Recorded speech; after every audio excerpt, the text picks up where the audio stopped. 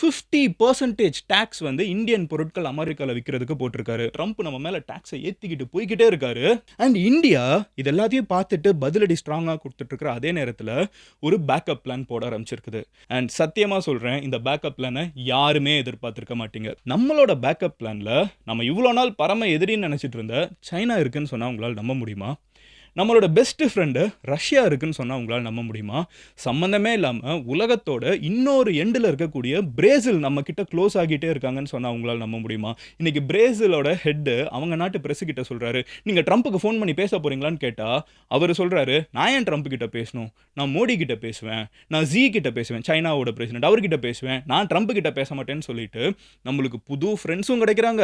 நம்ம இவ்வளோ நாள் ஃப்ரெண்டுன்னு நினச்சிட்டு இருந்த ட்ரம்ப் திடீர்னு நம்ம மேலே ஒரு மிகப்பெரிய ஒரு குற்றச்சாட்டை வச்சு நம்மனால தான் உக்ரைனில் ரத்த வெள்ளம் ஓடிட்டு இருக்குன்னு சொன்னது மட்டும் இல்லாமல் டாக்ஸை ஏற்றி நம்ம நாட்டில் இருக்கிற சாதாரண மக்களோட உழைக்கும் வர்க்கத்தோட மக்களோட வயிற்றில் அடிக்கணும்னு பார்த்துட்டு இருக்காரு. Indian prime minister Narendra Modi வந்து கால்வான் கிளாஷ் உங்களுக்கு ஞாபகம் இருக்கும், 2019 இந்த கோவிடுக்கு கொஞ்சம் முன்னாடி வந்து இந்தியாவுக்கும் சைனாக்கும் எல்லையில் பிரச்சனை வந்துச்சு. அன்னையிலேருந்து நம்மளுக்கும் சைனாக்கும் ஒரு பெரிய சுமூகமான ரிலேஷன்ஷிப் இல்லை. இப்போ இத்தனை வருஷம் கழிச்சு நம்ம என்ன பண்ணியிருந்தாலும் சைனாவையும் இந்தியாவையும் சேர்த்துருக்கிறதுக்கான வாய்ப்புகள் ரொம்ப கம்மி. ஏன்னா பாகிஸ்தானுக்கு வரைக்கும் அவங்க ஆயுதங்கள்லாம் கொடுத்துட்டாங்க. ஆனால் ட்ரம்ப் சம்மந்தமே இல்லாமல் உலகத்தோட அதிகமான பாப்புலேஷன் கொண்ட 2 ஜாகர்நாட்ஸை ஒன்று சேர்த்த ஒரே க்ளூ யார் தெரியுமா? நம்ம ட்ரம்ப் தான். இப்போ ட்ரம்ப் வந்து 2 பேரையும் அப்போஸ் பண்ணிருக்காருல.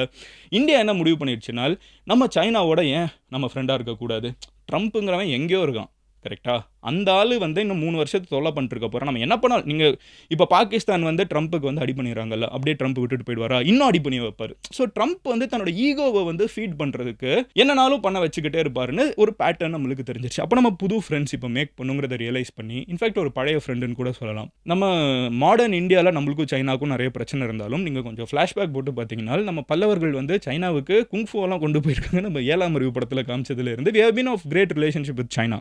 நம்மளுக்கும் அவங்களுக்கும் நிறைய பஞ்சாயத்து இப்போ இருக்குங்க, இல்லைன்னு சொல்லலை. ஆனால் இன்னைக்கு காலத்தோட கட்டாயம் நம்மளுக்கு புது பார்ட்னர்ஸ் தேவை. ஸோ இந்தியன் பிரைம் மினிஸ்டர் வந்து சைனாவில் நடக்கக்கூடிய ஒரு SCO ஷாங்காய் கோஆப்ரேஷன் ஆர்கனைசேஷன் இந்த ஒரு சமிட்டோட மீட்டிங்க்கு வந்து நம்ம நாட்டோட பிரைம் மினிஸ்டர் வந்து பர்சனலாகவே போக போகிறாரு. ஆகஸ்ட் 31 நடக்குது. ஜென்ரலாக அவர் இங்கே போக போகிறாருன்னா அது ஒரு 1-2 மாதத்துக்கு முன்னாடியே நம்ம பேச ஆரம்பிச்சிருப்போம். 20 நாள் தான் இருக்குது. இப்போ நம்ம சொல்கிறதுக்கான காரணம் ட்ரம்ப் தான். அது மட்டும் கிடையாது, இது ஒரு சைட் நம்ம சைனாவோட ஒரு பாண்ட் உருவாகிட்டு இருக்கா. அது மட்டும் கிடையாது, சைனாவுக்கும் நம்ம தேவை. ஏன்னா சைனாவுக்கும் அமெரிக்காங்கிற மார்க்கெட் போயிடுச்சு, இப்போ சைனாவுக்கும் நம்ம தேவை. அது மட்டும் இல்லாமல் 3வது இந்த வீடியோ நீங்கள் பார்த்துட்டு இருக்கிற இதே நேரத்தில் நம்மளோட NSA அஜித் டோவல் அவர்கள் அவங்க வந்து ரஷ்யாவில் இப்போ இருக்காங்க. நம்மளோட relationship with Russia also is getting stronger. அதையுமே நம்ம வந்து ஒரு சைடு வேலை பார்த்துட்ருக்கோம். ஸோ பிரிக்ஸில் இருக்கக்கூடிய ரஷ்யா, சைனா, இந்தியா இப்போ ஒரு டீமாக இருக்குல்ல, அதில் பிரேசில் அவங்க சம்பவத்துக்கு ஒன்று பண்ணியிருக்காங்க.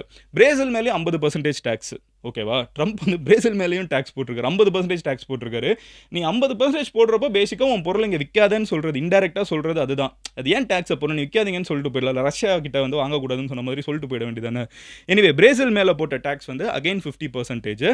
பிரேசிலோட பிரசிடென்ட் இருப்பார்ல, அவரோட பேர் என்ன அப்படின்னு பார்த்தீங்கன்னா லூலா டா சில்வா அப்படிங்கிறவர். அவர்கிட்ட வந்து இப்படி என்னங்க ட்ரம்ப் வந்து அவங்க பிரேசில் வந்து இந்தியாவை விட அதிகமாக அமெரிக்காவுக்கு எக்ஸ்போர்ட் பண்ணிருக்காங்க, நம்மளை விட அவங்க இன்னும் அதிகமாக பாதிக்கப்படுவாங்க, ஓகேவா? பிரேசிலுமே ஒரு பெரிய கண்ட்ரி, சவுத் அமெரிக்காவில் இருக்கக்கூடிய one of the biggest country, கரெக்டாக? குளோபல் லெவல்லையுமே ஒரு மிகப்பெரிய நாடு. இப்போ பிரேசில் மேலேயுமே வந்து ட்ரம்ப் கண்டமணிக்கு டேக்ஸை போட்டுட்ருக்காரு. இப்போ அதுக்கு வந்து அவங்க என்ன சொல்கிறாங்கன்னா, அதோட பிரசிடென்ட் அவர் என்ன சொல்கிறாருன்னா, லூலா டா சில்வா கிட்ட வந்து போய் கேட்குறாங்க, என்னங்க ட்ரம்ப் உங்கள் மேலே இப்படி டேக்ஸை ஏற்றிட்டே போயிட்டுருக்காரு. அவர் ஒரு ப்ரெஸ்ஸில் கேட்குறாங்க, இப்படியே டேக்ஸ் ஏற்றிட்டு போயிட்டு இருந்தால் நம்ம நாடு அதிகமாக பாதிக்கப்படுமே, ட்ரம்ப் கிட்ட சாரி கேட்க போகிறீங்களா, ட்ரம்ப் கிட்ட போய் மன்னிப்பு கேட்க போகிறீங்களா, ட்ரம்ப் கிட்ட ட்ரம்ப் சொல்கிறதெல்லாம் கேட்டுக்கிட்டு வணக்கத்தை போட போகிறீங்களான்னு கேட்டால் அவர் இருந்துக்கிட்டு no, I will call prime minister Modi, I will call president Xi அப்படின்னு சொல்லியிருக்காரு. நான் ஏன் ட்ரம்ப் கிட்ட கால் பண்ணும், பட் நாட் ட்ரம்ப் அப்படின்னு இருக்காரு. நான் ட்ரம்ப் கிட்ட பேச மாட்டேன், எனக்கு இந்தியா இருக்காங்க, எனக்கு சைனா இருக்காங்க, உலகத்திலே 2 மிகப்பெரிய மார்க்கெட் அதுதான். அமெரிக்கா கிட்ட போய் நான் ஏன் நிற்கணும், நான் அவங்க கிட்ட போய் நிற்பேன் அப்படின்னு சொல்லிட்டு அவர் பப்ளிக்காகவே ப்ரெஸ்ஸை பார்த்து பேசியிருக்காரு. உலகத்தில் இருக்கக்கூடிய பாதி பாப்புலேஷன் பிரிக்ஸில் தான் இருக்குது. இந்த 4-5 கண்ட்ரி வந்து உலகத்தில் ஹாஃப் த பாப்புலேஷனோட உட்காந்துட்டு இருக்கோம். இந்த சவுத் ஆஃப்ரிக்கா அவங்களையும் சேர்த்து அவங்களுக்கு ஒரு 30% டேக்ஸு.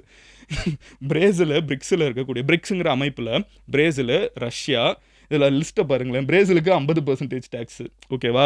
ரஷ்யா கூட பிஸ்னஸே கிடையாது, டேக்ஸ் போடுறதுக்கு எங்கே டேக்ஸு, பிஸ்னஸே கிடையாது. இந்தியா மேலே இப்போ 50% டேக்ஸு. சைனா மேல 30% டாக்ஸ், அது நடுவுல வந்து 225% டாக்ஸ் போயிட்டு இப்ப 30 ஆக்கியிருக்காங்க. இம்மீடியட்டா எதுவுமே பண்ண முடியாதுன்னு தெரிஞ்சு. ஆனா சைனா மேல தான் இருக்கிறதுலே மிகப்பெரிய அடி விழுந்துச்சு. அடுத்து சவுத் ஆப்பிரிக்கா மேல 30% டாக்ஸ் எனக்கு தெரிஞ்சு ப்ராபபிலி அவங்க மேலயும் ஏத்திடுவாரு. ஸோ இப்படி எல்லார் மேலயும் டாக்ஸ போட்டு சேர்க்கவே முடியாது. பேருக்கு இருந்த அமைப்பை வந்து ரொம்ப ஸ்ட்ராங் ஆக்குன ஆளே யாருன்னு பார்த்தீங்கன்னா ட்ரம்ப் மகான் மட்டும்தான். இவங்க எல்லாரும் ஒண்ணு சேர்ந்து இப்போ ட்ரம்ப் அடிக்கிறதுக்கான ஒரே காரணம் ட்ரம்ப் மட்டுமேன்னு வந்து தெரிகிறது கொஞ்சம் ஃபன்னியா இருக்குது.